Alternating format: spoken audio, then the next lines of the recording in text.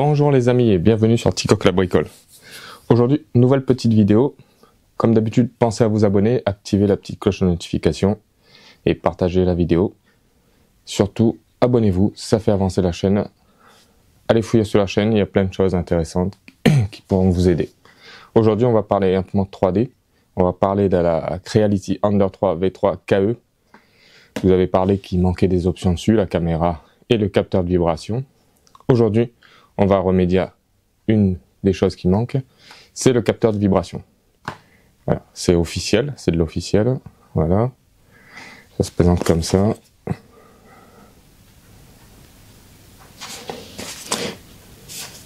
Le G-Sensor, comme ils appellent ça.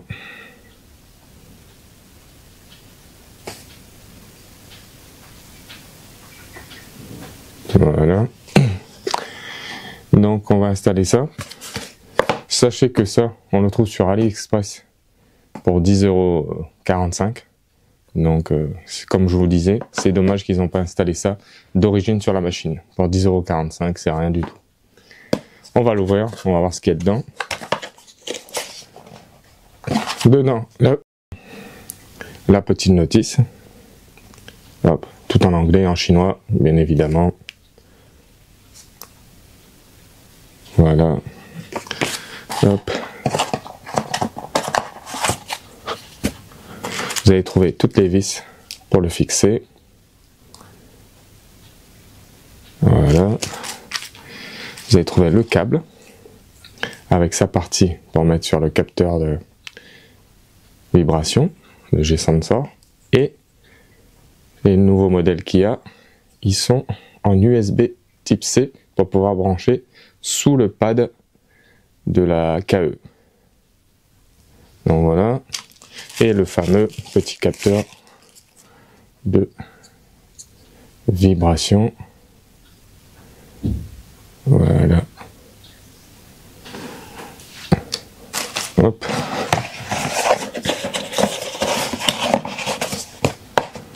Pour ça, il vous faudra aussi un petit support. Je vous mettrai le lien dans la description, le STL, pour pouvoir l'imprimer, pour mettre le petit support à côté de coller, fixé sur l'extrudeur. Donc je vous montre. C'est ce petit support là. Cette partie là va venir coller derrière l'extrudeur. Et là-dessus, on va mettre le petit capteur de vibration, le G-Sensor. Donc voilà.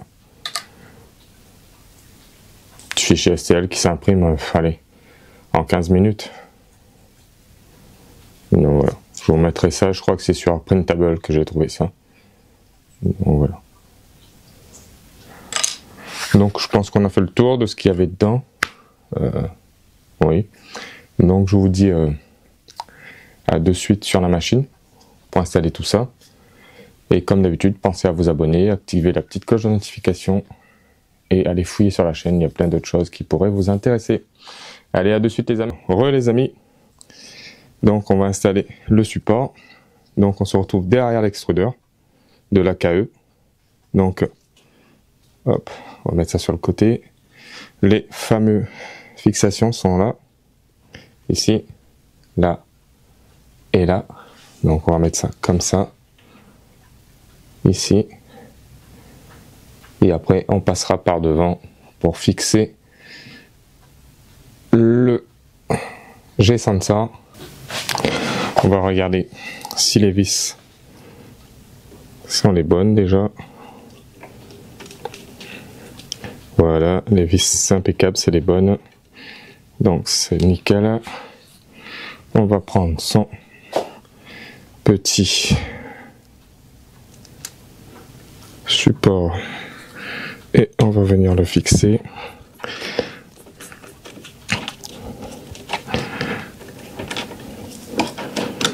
Dessus. On va mettre les deux petites vis.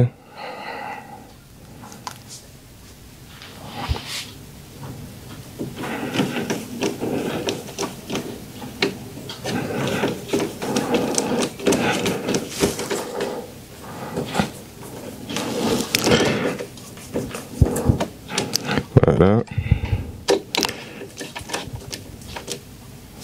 On serre mais pas comme un bourrin. Là, il est fixé. Voilà, on le voit bien ici, des petites vis là, qui sont fournies avec, bien évidemment. Donc maintenant, on va se retrouver devant l'extrudeur pour vous montrer la fixation du G-Sensor, du système d'anti-vibration. Allez les amis, je vous dis à de suite. Heureux les amis, donc je vais essayer de vous mettre bien dessus, voilà. Maintenant on va fixer le capteur de vibration, le G-Sensor, et il sera comme ça, pris ici vers le devant. Donc on le place comme ça, ici, et on viendra utiliser les deux petites vis, voilà, seuls les noirs. Les couleurs argent, c'est pour fixer le support du capteur de vibration, et ceux en noir, c'est pour fixer le capteur de vibration sur le support. Voilà. Et il vous restera deux petites vis en rab, en argent, couleur. Donc voilà. Et noir pour fixer le capteur. Comme les vis sont juste, je vous conseille de les chauffer avec un petit briquet pour le faire rentrer dedans, les laisser coller et les dévisser après tranquillement. Parce que sinon, vous n'y arriverez pas, les trous sont vraiment juste. Donc voilà. Hop, moi j'ai chauffé, j'ai vissé, j'ai laissé refroidir. Hop. On va voir ce que ça donne. Hop.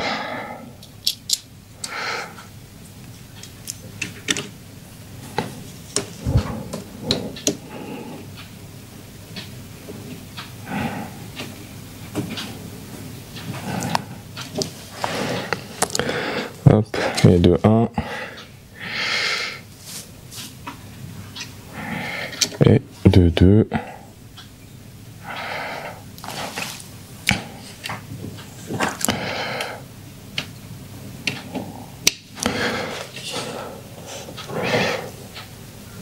Voilà. Serrer à la main, ça suffit, parce que ces petites pièces fragiles, ça c'est bon. On va venir brancher le petit câble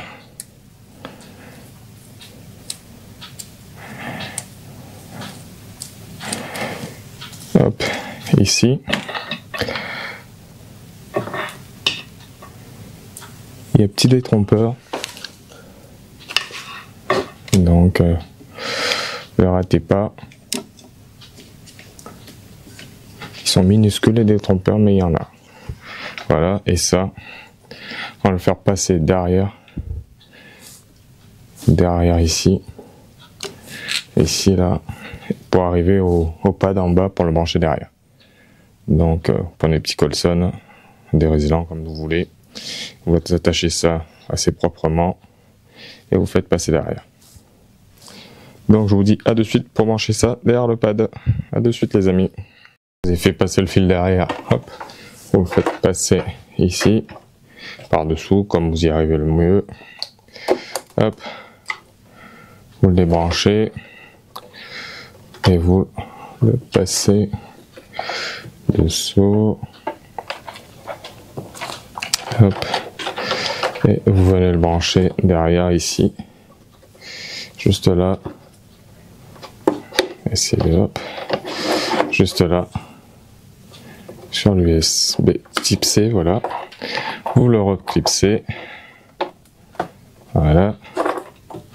Là il est branché. Il faudra vérifier derrière la machine qui gêne rien, qui ne bloque pas le passage quand ça monte et descend l'extrudeur. Il faudra faire des tests. Je vous montrer comment je l'ai calé. Moi je l'ai fait passer là. Petit colson en résilient cercable ici. J'ai fait repasser derrière ici. Pareil. Petit cercable. J'ai fait descendre ici. Je vais le faire passer derrière sur le côté comme ça. J'ai descendu là. Après, j'ai fait descendre là. Là, je vais le caler derrière ici, là, comme ça. Hop. Et je vais arriver derrière. Je vais arriver derrière le pad ici. Donc voilà. Hop. Et maintenant, on va calibrer le petit G-Sensor vibration. Et puis, ce sera bon, on aura terminé. Allez, à de suite les amis. Là, on va venir allumer la machine. Hop.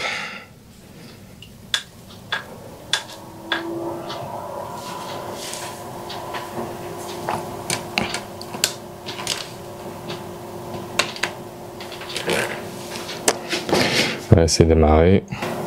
Voilà, on va aller dans les paramètres. On va faire optimisation des veines de vibration. Hop. Voilà. Là, il nous demande si tout est bien installé. Je vais vous montrer ça. Voilà. État normal du capteur, installation d'un capteur de l'extrudeuse. On fait déjà installer. Là, il fait détection de l'extrudeuse. Démarrer la détection.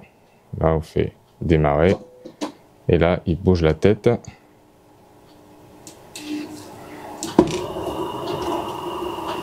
Voilà.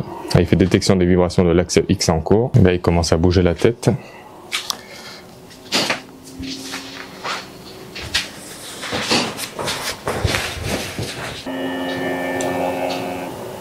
Voilà.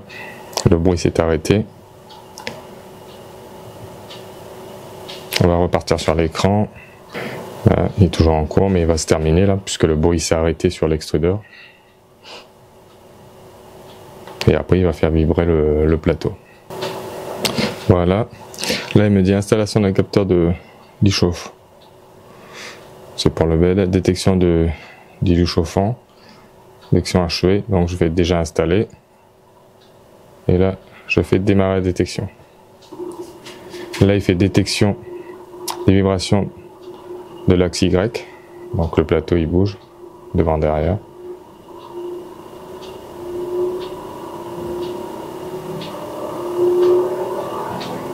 Beaucoup disent qu'il faut déplacer le capteur et le mettre scotché soit là-dessus, soit le mettre dessous avec un support pour que ça fonctionne le plus optimal. Donc je pense que c'est une bonne idée, mais bon, là je le fais pas. Il faudra le redévisser et le mettre, le coller avec un double face là-dessus et faire le test en même temps. Ah bon. Je ne le fais pas. Mais pour ceux que ça intéresse, ils pourraient déplacer le capteur de l'extrudeur vers le plateau, le coller avec un double face, faire les tests de vibration et le remettre en haut après. Pour être plus précis, d'après ce que certains ont fait, hein. Après c'est pas une science exacte. Tout est bon à tester.